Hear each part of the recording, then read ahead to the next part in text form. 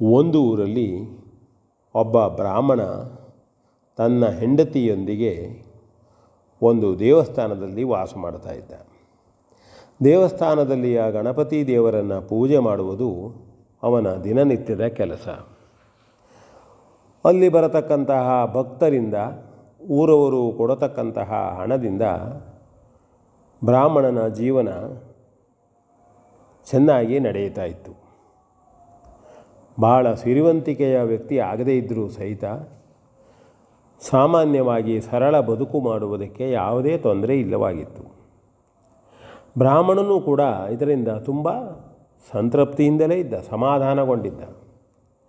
ಆದರೆ ಅವನ ಹೆಂಡತಿಗೆ ಇದು ಸಹ್ಯವಾಗುವುದಿಲ್ಲವಾಗಿತ್ತು. ಗಣಪತಿ ದೇವಸ್ಥಾನದಲ್ಲಿ ಪೂಜೆ, ದಿನಾಲೂ ಗಣಪತಿ ಗಣೇಶ ಅಂತ ಹೇಳ್ತೀರಿ ನೀವು, ಆದರೆ ನಮ್ಮ ಪರಿಸ್ಥಿತಿ ಮಾತ್ರ ಇದೇ ರೀತಿ ಉಂಟಲ್ಲ ಅಂತ ಅವಳು ಗಂಡನಿಗೆ ಹೇಳ್ತಿದ್ಲು. ಆಗ ಬ್ರಾಹ್ಮಣ ಹೇಳ್ತಿದ್ದ, ಏನು ಕಡಿಮೆ ಆಗಿದೆ ನಮಗೆ? ಮನುಷ್ಯನಿಗೆ ಏನು ಇದ್ದರೂ ಇನ್ನೂ ಬೇಕು ಯಾವಾಗಲೂ ಇದೆ. ಈಗ ಇದ್ದ ಪರಿಸ್ಥಿತಿಯಲ್ಲಿ ನಮಗೆ ಏನು ತೊಂದರೆ ಇಲ್ಲವಲ್ಲ. ಯಾರು ಬಂದರೂ ಆತಿಥ್ಯವನ್ನು ಚೆನ್ನಾಗಿ ಮಾಡ್ತೇವೆ. ಮನೆಯಲ್ಲಿ ನಾವಿಬ್ಬರೂ ಚೆನ್ನಾಗಿ ಊಟ ಉಣಿಸು ಮಾಡಿಕೊಂಡಿದ್ದೇವೆ. ದೇವರು ಕೊಟ್ಟದರಲ್ಲಿ ಸಂತೃಪ್ತಿ ಪಡೋಣ ಅಂತ ಬ್ರಾಹ್ಮಣ ಹೆಂಡತಿಗೆ ಸಮಾಧಾನ ಹೇಳ್ತಿದ್ದ. ಆದರೆ ಅವಳಿಗೆ ಅದು ಸಹ್ಯವಾಗುವುದಿಲ್ಲವಾಗಿತ್ತು. ಏನ್ರಿ ನೋಡ್ರಿ, ಆಚೆ ಮನೆ ಅಕ್ಕ ಎಂಥ ಸೀರೆ ತೊಗೊಬಂದಿದ್ದಾಳೆ, 10,000 12,000 ತಿಂಗಳಿಗೊಮ್ಮೆ ತರ್ತಾಳೆ ಅವಳು. ಈಚೆಗೆ ನೋಡಿ ಆ ಅತ್ತೆ ಏನು ಮಿಕ್ಸರ್ ತರಿಸೋದು, ಏನು ಟಿ ವಿ ತರಿಸೋದು, ಬೇರೆ ಬೇರೆ ಮೊಬೈಲು. ನಾ ಮಾತ್ರ ಹೀಗೆ ಇಷ್ಟರಲ್ಲೇ ಇರಬೇಕು, ಇದರಲ್ಲೇ ಸಮಾಧಾನ ಪಟ್ಕೊಳ್ಬೇಕು ಅಂತ ಅವನಿಗೆ ಹೇಳ್ತಾನೇ ಇದ್ಲು. ಆದರೆ ಅವನು ಸಮಾಧಾನ ಪಡಿಸ್ತಲೇ ಇದ್ದ. ಒಂದು ದಿನ ಅವಳ ಮಾತು ದೇವರನ್ನು ಸಹಿತ ಅವಳು ಬೈದು ಬಿಟ್ಲು. ಗಣೇಶ ಗಣೇಶ ಅಂತೀರಿ, ಗಣಪತಿ ಗಣಪತಿ ಅಂತೀರಿ, ಏನಾಗಿದೆ ನಮಗೆ? ಆಗ ಅವನಿಗೆ ತಡೆಯಲು ಸಾಧ್ಯವಾಗಲಿಲ್ಲ. ಬ್ರಾಹ್ಮಣನಿಗೆ ನೇರವಾಗಿ ಹೋಗಿ ತನ್ನ ಸ್ತೋತ್ರ ಪುಸ್ತಕವನ್ನು ತೆಗೆದ. ದಿನಾಲು ಹೇಳತಕ್ಕಂಥ ಸ್ತೋತ್ರ ಅದು. ಗಣೇಶ ಅಂತ ಇದ್ದಲ್ಲಿ ಪೆನ್ನಿನಿಂದ ಗೀರಿದ. ಸಾಕಾಗಲಿಲ್ಲ. ಪೆನ್ನಿನ ಶಾಯಿಯನ್ನು ತೆಗೆದು ಆ ಗಣೇಶ ಎಂದಿರುವುದಲ್ಲೆಲ್ಲ ಹಾಕಿಬಿಟ್ಟ ಮತ್ತು ಹಾಗೆ ತನ್ನ ಕೆಲಸಕ್ಕೆ ಎಲ್ಲೋ ಹೊರಟು ಹೋದ. ಮಾರನೇ ದಿನ ಬೆಳಗ್ಗೆ ಬ್ರಾಹ್ಮಣನ ಮನೆಗೆ ಯಾರೋ ಒಬ್ಬ ವ್ಯಕ್ತಿ ಬಂದ. ಅವನು ಬರುವ ಸಂದರ್ಭದಲ್ಲಿ ಈ ಬ್ರಾಹ್ಮಣ ಎಲ್ಲಿಗೋ ಹೊರಟು ಹೋಗಿದ್ದ, ಯಾವುದೋ ಕೆಲಸಕ್ಕೆ ಹೋಗಿದ್ದ ಅವನು. ಬ್ರಾಹ್ಮಣನ ಹೆಂಡತಿ ಇದ್ಲು. ಬ್ರಾಹ್ಮಣನ ಮನೆಗೆ ಬಂದಂಥ ವ್ಯಕ್ತಿ ಎಷ್ಟೋ ಸಾಮಾನುಗಳನ್ನು ಅಲ್ಲಿ ಹಾಕಿದ ಮತ್ತು ಹೇಳಿದ, ಇದು ನಿಮ್ಮ ಮನೆಗೆ ನೀವು ಉಪಯೋಗ ಮಾಡುವುದು.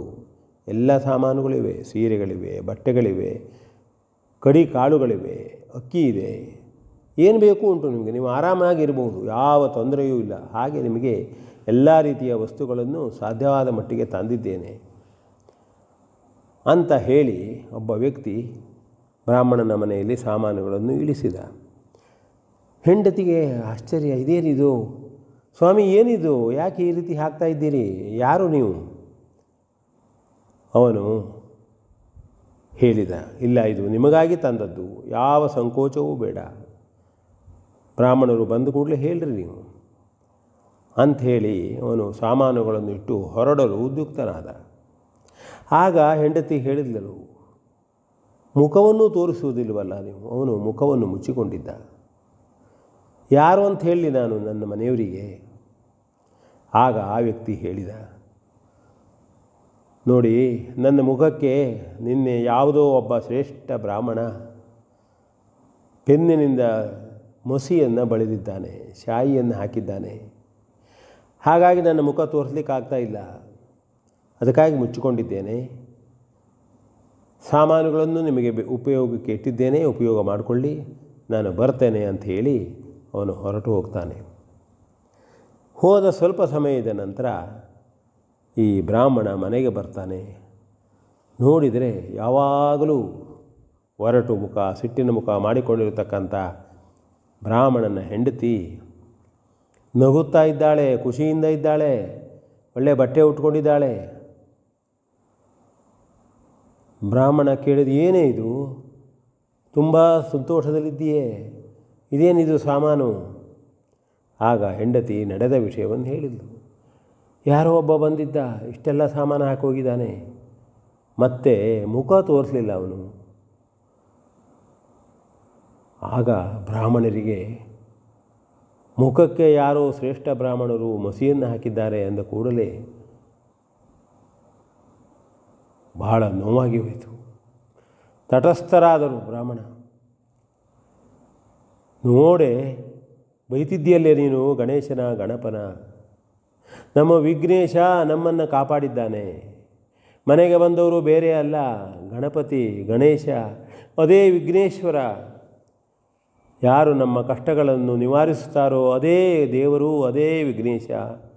ನಿನ್ನೆ ನಾನು ನಿನ್ನ ಮಾತನ್ನು ಸಹಿಸಿಕೊಳ್ಳಲಾರದೆ ತಾಳಲಾರದೆ ಹೋಗಿ ನನ್ನ ಪುಸ್ತಕದಲ್ಲಿಯ ಗಣೇಶ ಶಬ್ದದ ಮೇಲೆ, ಗಣೇಶ ಹೆಸರಿನ ಮೇಲೆ ಮಸಿಯನ್ನು ಬಳಿದಿದ್ದೆ. ಅಯ್ಯೋ, ಮನೆಗೆ ಬಂದು ನಮಗೆ ಸಹಕಾರ ಕೊಟ್ಟಂತಾಯ್ತಲ್ಲ. ನೋಡಿದೇನೆ ಗಣಪತಿಯ ಗಣೇಶನ ಮಹಿಮೆ, ವಿಘ್ನೇಶನ ವಿಘ್ನ ನಿವಾರಣೆ ಮಾಡತಕ್ಕಂಥ ಕರ್ತವ್ಯವನ್ನು ನೋಡಿದ್ದೇನೆ.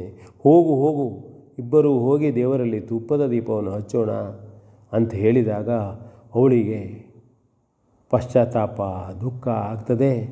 ಓಡಿ ಓಡಿ ಹೋಗಿ ತುಪ್ಪವನ್ನು ತಂದು ಗಂಡನಿಗೆ ನಮಸ್ಕರಿಸಿ ಹೇಳ್ತಾಳೆ, ತಪ್ಪಾಯ್ತು, ನೀವು ಎಷ್ಟು ಹೇಳಿದ್ರೂ ನಾನು ಕೇಳಲಿಲ್ಲ. ವಿಘ್ನೇಶನ ಬಗ್ಗೆ ಹೇಳಿದೆ, ಗಣೇಶನನ್ನು ಬೈದೆ, ಗಣಪತಿಯನ್ನು ಬೈದೆ, ನಿಮ್ಮನ್ನು ಬೈದೆ, ತನ್ನನ್ನು ಕ್ಷಮಿಸಿ ಅಂತ ಹೇಳಿದ್ಲು. ಅದಲ್ಲದೆ ಇಬ್ಬರೂ ಹೋಗಿ ಗಣಪತಿಯ ಮೂರ್ತಿಗೆ ವಂದಿಸಿ ತಮ್ಮದು ತಪ್ಪಾಯಿತು ಅಂಥೇಳಿ ಮುಂದೆ ಅವರು ಸುಖವಾಗಿ ಉಳಿದರು. ಗಣೇಶನ ಮಹಿಮೆಯನ್ನು ಅರ್ಥ ಮಾಡಿಕೊಂಡು ಬೇರೆಯವರಿಗೂ ತಿಳಿಸ್ತಾ ಬಂದರು. V N Bhagwat, ಬರಪಳ್ಳಿ.